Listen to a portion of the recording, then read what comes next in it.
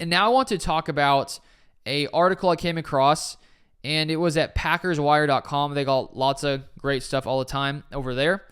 And this article was written by Zach Kruse, who said, title, once again, Packers GM mentions trading draft picks for veteran players.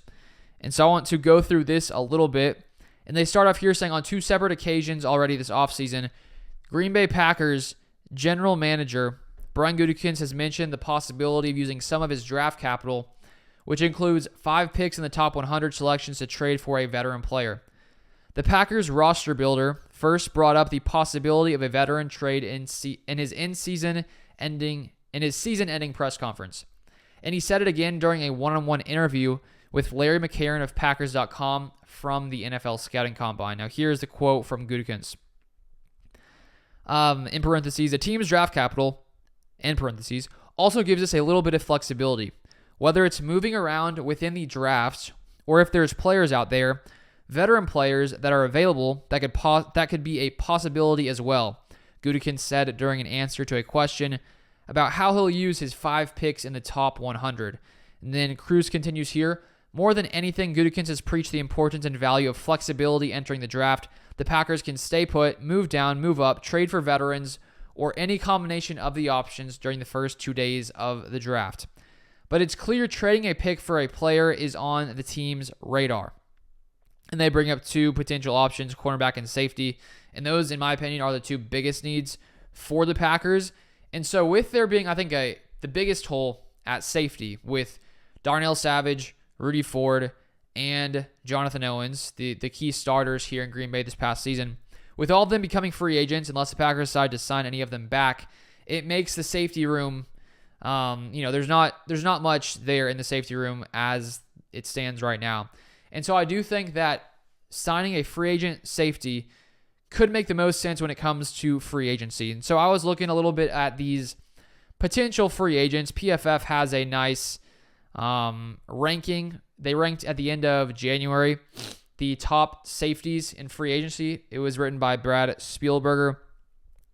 And the number one safety, I'll go through a few here that could be potential options, is Antoine Winfield, but it did come out recently that he is expected to be franchise tagged by the Tampa Bay Buccaneers. And so Winfield probably not going to leave Tampa Bay based on those reports, but still, it hasn't officially come out yet, at least as to what I've seen so far.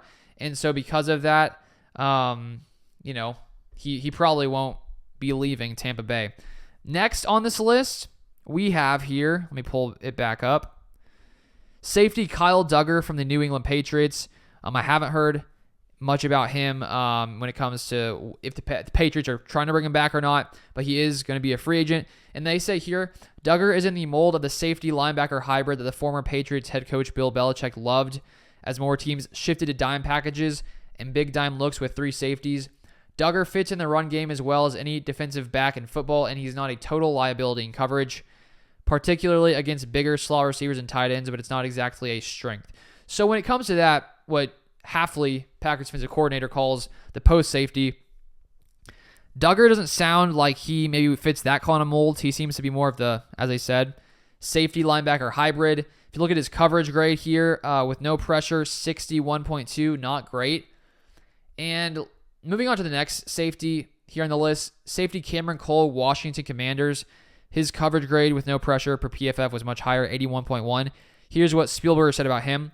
Curl has quietly been one of the more underrated players in the NFL over the past several seasons, with his status as a 7th rounder and his name getting lost in the shuffle on a defense that up until this year's trade deadline was riddled with first-round talent.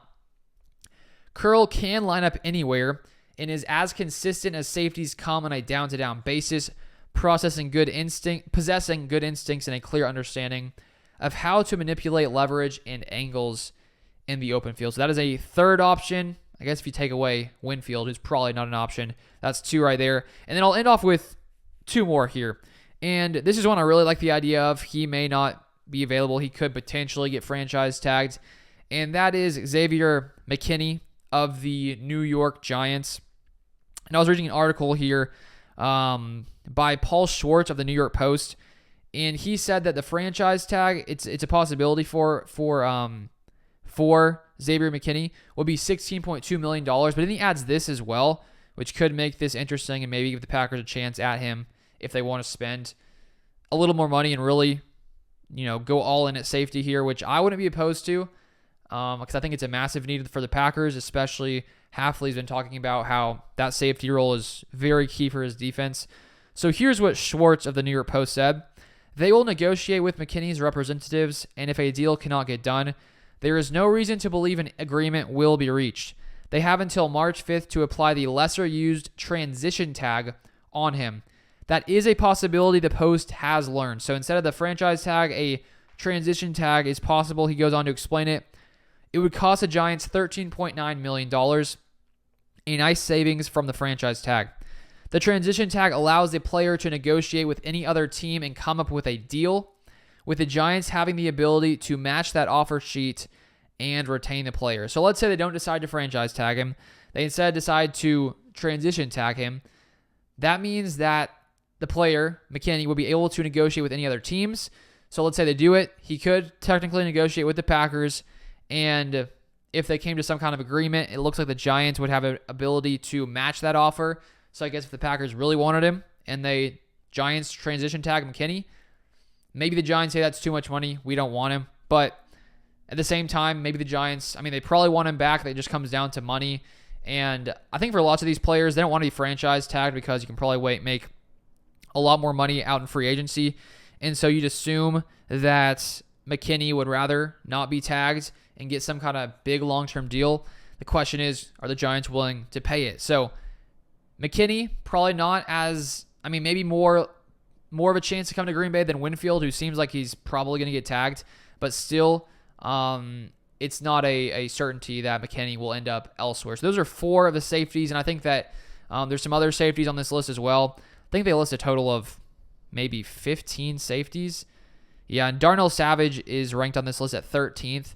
He had a 66.2 coverage grade with no pressure per PFF. And so I do think adding a safety, big key. Gutekunst, as he said in that with Packers.com here from Packers Wire, that he's willing to make a move for a potential veteran, potential free agents, and especially with the cap getting a little bit bigger this year, about $10 million more than lots of people thought it would be. The Packers do have a chance to make some moves this year, and I think that the safety position, honestly, makes the most sense when you look at all the Packers' needs. There are some other probably cheaper options the Packers could go with, which I won't get into right now. I'll link to that article if you want to read the rest of it, because I go through 10 more or so safeties. And we have seen Brian Gutekunst in the past find lots of maybe more bargain guys who maybe don't excite fans as much in the moment, guys who maybe are a few $1 million. Reminds me back when the Packers were, lots of people were wanting the Packers to get some receivers for Rodgers. They decided to bring in Sammy Watkins, and it was for a pretty cheap deal. And so I think that while the Packers could add someone in free agency, who knows if it's going to be a big splash play that everyone right off the bat is excited about. You think about, Rasul Douglas being found off a practice squad a while ago. You never know who Brian Gutekunst and this Packers group and management is looking at. But I honestly think the Packers will make a move at safety because it does seem Savage probably not back because they allowed his contract to void, which put, was it $4 to $5 million in the cap? They could have extended him before that to, minimize that dead cap hit. So it seems like he's probably not back, but safety definitely a big need, and we'll keep an eye on free agency in the next 3 weeks to see if the Packers actually decide to make any big-time moves. But that is it for this one. If you guys want to stay up to date with all things Packers, feel free to subscribe down below. You can listen to the podcast, Packers Sideline Scoop Podcast, Spotify, iTunes, a few other places as well. But thank you so much for watching, and I'll see you guys next time.